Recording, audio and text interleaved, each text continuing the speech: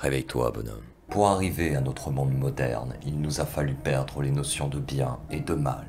Et en effet, il est plus précis de voir les choses en nuances de gris. Mais la conséquence à cette philosophie pourtant aux allures si nobles fut la perte du bon et du mauvais. Aujourd'hui, si l'on montre un comportement malveillant du doigt, il y aura toujours une personne pour nous traiter de moralisateurs. Le progrès ne s'arrête que lorsqu'il s'autodétruit.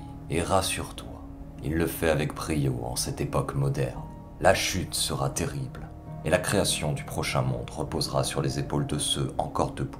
Alors, il est primordial que l'homme adopte de nouveau un code d'honneur aiguisé. Aujourd'hui, les modèles que la plupart des gens prennent n'ont plus rien d'honorable. De la vipère qui débite de longs discours orgueilleux, au requin qui manipule son image pour paraître loup, rares sont les hommes qui gardent encore de solides repères. Comme je le sous-entendais plus tôt, il y a une notion morale évidente dans l'honneur. Mais l'honneur, c'est aussi surpasser ses propres travers, ne pas succomber à la facilité crasse, mais chercher le chemin le plus valeureux, quitte à faire preuve d'abnégation, à prendre des risques, des positions inconfortables et même parfois à se mettre physiquement en danger. L'homme d'honneur ne part pas en courant lorsqu'un monstre ignoble et barbare s'en prend à des bébés dans des poussettes et à des mères horrifiées, mais il lui fait face et tente d'arrêter cet horrible massacre par tous les moyens possibles. Il est donc nécessaire aujourd'hui plus que jamais que l'honneur redevienne central dans nos sociétés. Car une société basée sur l'honneur est une société où les rats, les vipères et les requins se font broyer comme il se doit. Albert Camus écrivit dans sa pièce Les Justes: l'honneur est la dernière richesse du pauvre. Effectivement, mais j'ajouterais que l'honneur est également la plus grande richesse du riche. L'honneur impose le respect et la fierté dans le cœur des hommes. L'honneur, c'est le courage juste et louable en dépit de tous les maux. Celui qui inspire les âmes et pousse les hommes à devenir à leur tour hommes d'honneur. L'honneur est le plus grand cercle vertueux de l'humanité et nous le perdons à petit feu. Il en est hors de question. Pas tant qu'il y aura encore l'espoir d'un monde où la vilainie est chassée comme un gibier agonisant. Pas tant que nous combattrons. Pas tant que les loups auront faim. Allume une bougie dans le noir et comprends que la lumière est plus forte que les ténèbres. La nature nous montre le chemin. Le valeureux pourfendra le vice tôt ou tard. Sens-tu la flamme que tu as en toi? Celle qui ne demande qu'à grandir, à grossir, à exploser pour tout brûler, tout détruire. Eh bien, cette flamme, une fois sous ton contrôle, est l'essence de l'honneur. Développer sa puissance, son pouvoir, puis l'utiliser pour faire le bien et apporter une part de justice dans ce monde moderne corrompu. Voilà la marque d'un cœur bercé dans l'honneur. Ici, il n'est pas question de gentillesse ou de faiblesse, mais de courage, de dignité et de vertu. Aujourd'hui, je vais te présenter 5 règles nécessaires pour se bâtir un honneur et le conserver. Et je te préviens tout de suite, ce sera une tâche complexe qui demandera une grande force mentale et des sacrifices tout au long de ta vie. Mais le jeu en vaut la chandelle, crois-moi. Et écoute bien, l'honneur attire l'honneur, le déshonneur attire la mort. Mais avant cela, pense à faire grossir la meute. Je ne vais pas te faire un dessin, tu sais déjà ce qu'il faut faire pour aider les youtubeurs. Règle numéro 1. Suivre un code d'honneur à la lettre. Évidemment, suivre son propre code d'honneur est la base. Mais qu'est-ce exactement? Il s'agit d'un code de conduite basé sur tes valeurs que tu appliqueras à la lettre. Et inutile de te chercher des excuses pour contrevenir à ton code d'honneur. Il n'y en a aucune. Ce code d'honneur varie peu en fonction des individus, car il est basé sur une morale universelle. Par exemple, aucun homme d'honneur n'approuve la trahison. Tout homme d'honneur sera contre le meurtre gratuit. Mais un code d'honneur a également un aspect plus personnel, ne serait-ce que sur les sanctions à attribuer. Par exemple, un violeur mérite-t-il la mort, la torture ou la prison? À cette question, la réponse des hommes d'honneur ne sera pas unanime, bien que j'ai ma petite idée sur la réponse qui fera la majorité. Et oui, le code d'honneur engage également les sanctions, mais ces sanctions ne sont pas toujours applicables. Aussi, parfois, la vie te mettra face à un dilemme lorsque chaque action possible nécessitera d'outrepasser un principe de ton code d'honneur.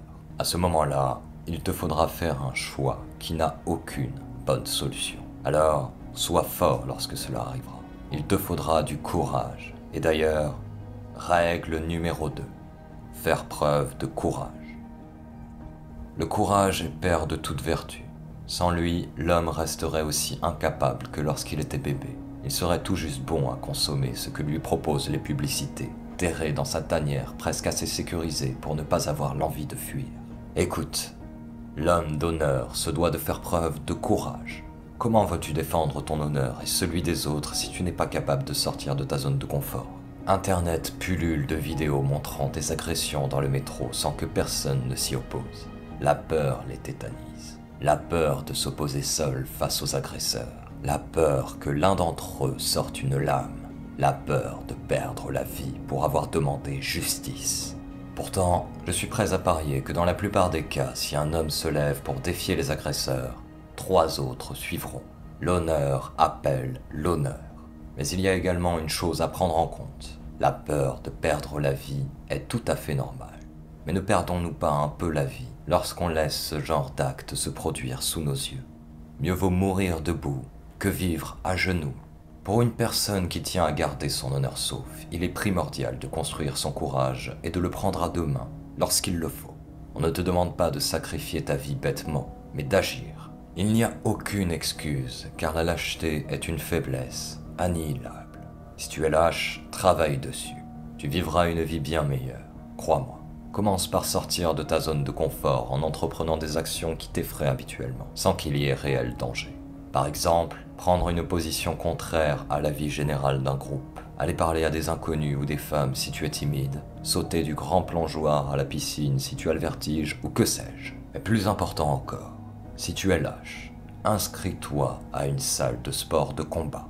Cela te forgera bien plus que tout ce que j'ai cité précédemment. Et retiens bien que faire preuve de courage, c'est comme sauter dans une eau froide. Le plus difficile, c'est de se lancer. Une fois que tu as sauté, il est trop tard pour faire machine arrière. Et une fois dans l'eau, elle paraît bien plus chaude que ce que tu pensais. Apprivoise tes peurs, reconnais-les et surpasse-les. Règle numéro 3. Rigueur et discipline. Il est évident qu'un homme qui outrepasse son code d'honneur quand ça lui chante n'a aucun honneur. La rigueur, c'est de ne jamais oublier ses valeurs, ne serait-ce qu'une seule fois. La discipline, c'est de toujours garder le cap, même lorsque sortir de ton code d'honneur te donnerait un avantage. Pour ce qui est de l'honneur, l'exception est la règle. Il n'y a pas d'entre-deux à l'honneur. Soit tu en as un, soit tu en es dépourvu. Et garde en tête qu'une bonne action n'en vaut pas une mauvaise. À ce stade, je me dois d'aborder un point important. Nous commettons tous des erreurs et parfois même des fautes. Un homme d'honneur peut avoir un passé de véritable ordure. S'il a répondu de ses actes et qu'il a profondément changé, alors il est aujourd'hui un exemple. La rédemption est possible seulement si l'état d'esprit, la mentalité, est celle d'un homme d'honneur. Un criminel qui tente de faire le bien pour se racheter une conscience, mais qui est encore capable de commettre des actes criminels, n'a aucun honneur et n'est pas capable de le retrouver. Dans son cas, il est possible de rédemption seulement s'il change sa façon d'appréhender le monde. Alors, ne juge pas trop sévèrement un homme pour ses actes passés, s'il est sur le chemin de la rédemption. Mais fais attention aux faux mea culpa. Ces derniers sont très fréquents chez les rats et les requins. Règle numéro 4. Faire preuve de loyauté.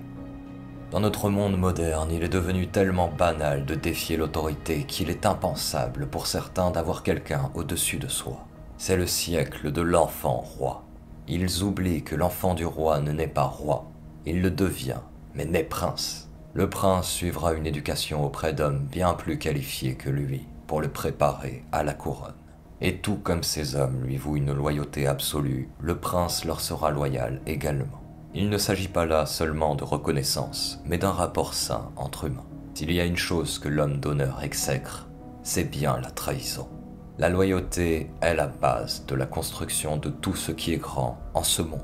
Être loyal envers quelqu'un, c'est le défendre et lui rendre hommage, l'aider ou même prendre des risques pour lui si besoin, et le pousser vers le meilleur. Mais attention, tu dois donner ta loyauté avec une extrême précaution.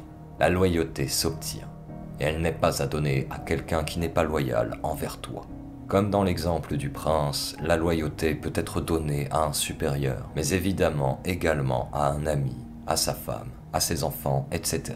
Retiens simplement que la loyauté ne doit pas être prise à la légère et qu'elle est puissante. La loyauté est le plus grand cadeau que tu puisses offrir à quelqu'un. Règle numéro 5. S'entourer des bonnes personnes. Pour bien comprendre cette règle, il est important d'analyser les travers du déshonneur. Alors, laisse-moi te dresser un exemple exagéré pour bien comprendre. Imagine que tu connaisses la famine et que tu demandes une pomme à un marchand. Le marchand te répond qu'il est désolé, mais qu'il ne peut accepter. Alors, tu voles cette pomme à ce petit commerçant. Personne ne te jettera la pierre pour cela. Mais il est important d'agir ainsi en dernier recours. Pourquoi? Continuons sur cet exemple. Tu as volé la pomme à ce marchand. Sur son étalage, il y avait d'autres pommes, alors il ne mourra pas de faim ce soir, pour sûr. Mais ce que tu ignorais, c'était que ce petit commerçant connaissait également des temps difficiles. Il avait grand besoin des recettes de ses ventes pour subvenir aux besoins de sa famille, de ses enfants. La pomme volée engrangera la mauvaise réputation du quartier et fera chuter les ventes de l'homme tenant l'échoppe sur le long terme. Mais ce soir-là, alors que tu allais casser la croûte, un homme qui t'a vu voler cette pomme se dresse devant toi. Il te dit qu'il t'aurait donné une ration de nourriture si tu n'avais pas agi ainsi. Puis, sans prévenir, il te prend la pomme des mains et part en courant. Maintenant, faisons le résultat des courses. Un honnête marchand en difficulté va devoir davantage économiser sur ses propres rations pour nourrir sa famille. Un homme aux intentions louables s'est transformé en voleur ce soir. Et toi, tu as faim, mais rien à te mettre sous la dent. Le déshonneur attire la mort. L'exemple est exagéré, évidemment, mais tu comprends le principe. Si le marchand avait accepté de te donner cette pomme, tu n'aurais pas eu à la voler. Si tu ne l'avais pas volée, tu aurais mangé ce soir. Que ferais-tu en tant qu'homme d'honneur si ton groupe décidait de vandaliser une maison pour le plaisir? Te dresserais-tu contre eux? Resterais-tu les bras croisés? Ou pire, participerais-tu à cette exaction? Un homme qui ne suit pas un code d'honneur verra son mental dépérir, menant des actes de plus en plus déshonorants. Si l'honneur est un cercle vertueux, le déshonneur est un grand cercle vicieux. Il est important de t'entourer de personnes ayant de grandes valeurs communes avec toi. N'oublie pas, l'honneur attire l'honneur. Alors, choisis bien ta meute. Il me fut difficile de parler d'honneur sans parler de spiritualité, car elle joue, selon moi, un très grand rôle dans le respect de ces valeurs. Cependant, je m'adresse à tous, et il m'est arrivé de rencontrer bon nombre d'hommes d'honneur athées ou agnostiques. L'honneur n'est pas réservé aux religieux, mais la foi facilite le respect d'un code d'honneur. Néanmoins, garde en tête que tout religieux n'est pas homme d'honneur, loin de là. Si tu suis ces 5 règles, tu garderas ton honneur sauf, attireras les bonnes personnes à toi et participeras à préparer un futur sain pour les héritiers des survivants au monde moderne. Mais avant de me quitter, pense à faire grossir la meute. Et n'oublie pas que l'honneur, c'est la poésie du devoir. Alfred de Vigny. Sans honneur, tu n'auras aucune chance de survie lorsque les loups auront les crocs et que le vent aura tourné en faveur de la justice. Le monde se souvient des déshonneurs et les hommes ne les oublient jamais. Le déshonneur appelle la mort. Alors bouge-toi, bonhomme, car la meute n'attend pas et elle